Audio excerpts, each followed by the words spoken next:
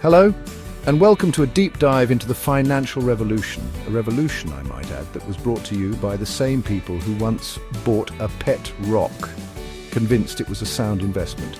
But before we judge them too harshly, let's be honest, we've all been tempted by things like, cryptocurrency pegged to a dog meme. Look, the point is, we're all part of this system, a system fueled by one powerful, often insatiable force: consumption.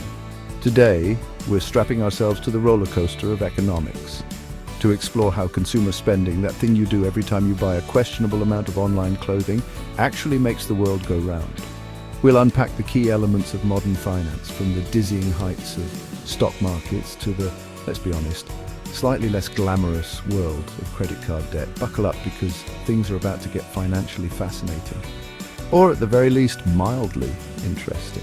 And if you don't agree, well, you can always try to return this video for a full refund. Spoiler alert, you can't. Let's address the elephant in the room, or perhaps more accurately, the enormous pile of consumer goods in the room: consumption.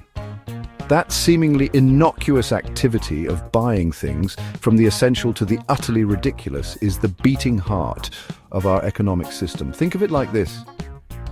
Every time you swipe your credit card for a triple shot, soy milk, pumpkin spice latte, you're not just feeding your caffeine addiction, you're contributing to a complex web of economic activity.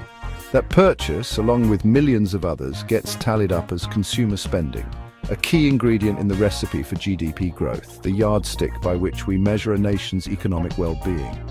But it doesn't stop there. Increased consumer spending translates into higher corporate profits. Companies make more money, their stock prices go up, investors do a little dance of joy, and the cycle continues. It's a beautiful, symbiotic relationship. Like a clownfish and a sea anemone. If the clownfish was constantly buying novelty hats and the sea anemone was, the stock market. Look, the point is, whether we're talking about a new car, a new phone, or a year's supply of mayonnaise, we've all been there. Our insatiable desire for stuff keeps the wheels of the economy turning. Now, before you picture a world where everyone's walking around with pockets full of cash, let's face it, most of this consumer spending isn't fueled by stacks of hard-earned bills.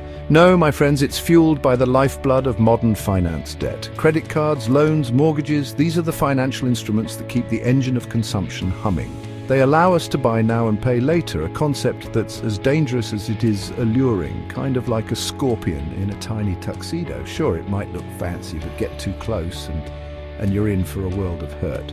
But here's the thing, while racking up debt to buy the latest gadget might seem like a personal choice, it's actually a crucial part of the system. See, governments and central banks often encourage borrowing to stimulate economic growth. They lower interest rates, making it cheaper to borrow money, and suddenly everyone's feeling a little flush, even if that flush is just a temporary credit card high. So, the next time you find yourself staring longingly at a new pair of shoes you definitely don't need, remember, you're not just indulging in a little retail therapy. You're participating in a grand, debt-fueled economic experiment. Now, here's where things get a little bit tricky, like trying to assemble IKEA furniture after a bottle of wine.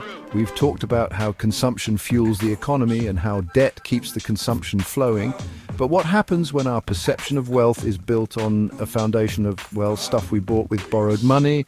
See, there's a difference between actual financial stability, having a healthy savings account, a diversified investment portfolio, maybe a few gold bars stashed under the mattress. Just kidding, please don't do that. And the illusion of wealth, which is essentially having a lot of stuff and maybe a slightly concerning credit card statement.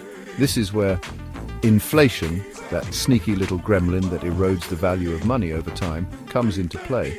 Inflation makes things more expensive, which can make us feel like we need to earn more money, which often leads to us, you guessed it, consuming more and potentially going further into debt. It's a vicious cycle, my friends, one that can leave us feeling like we're running on a financial hamster wheel, working hard, spending more, and yet not really getting ahead. Okay, so we've established that our current financial system is a bit of a wild ride, fueled by consumption, underpinned by debt, and vulnerable to the whims of inflation. So, what's the alternative? Do we all need to move to a remote island and live off the land, bartering coconuts for fish? Well, that's certainly an option, but before you start packing your bags and brushing up on your coconut negotiating skills, there are other, less drastic alternatives to consider. One such alternative is the concept of sustainable finance, which emphasizes long-term economic growth that doesn't come at the expense of the environment or social equity. Think renewable energy investments, ethical banking, that sort of thing. Then there's the decentralized finance movement, or DeFi, which aims to create a more open and accessible financial system using blockchain technology. Imagine a world where you don't need a bank to get a loan or send money overseas. That's the promise of DeFi, and for those who truly want to break free from the shackles of consumerism, there's always the minimalist lifestyle. Now, I'm not suggesting we all embrace a life of asceticism, but maybe, just maybe, we could all benefit from questioning our relationship with material possessions and focusing on experiences, relationships, and personal growth instead. Well, folks, there you have it. A whirlwind tour of the financial revolution and the role consumption plays in shaping our economic landscape. It's a complex, often contradictory system, one that can leave us feeling both empowered and utterly bewildered. But here's the good news. Understanding the system is the first step towards navigating it more effectively.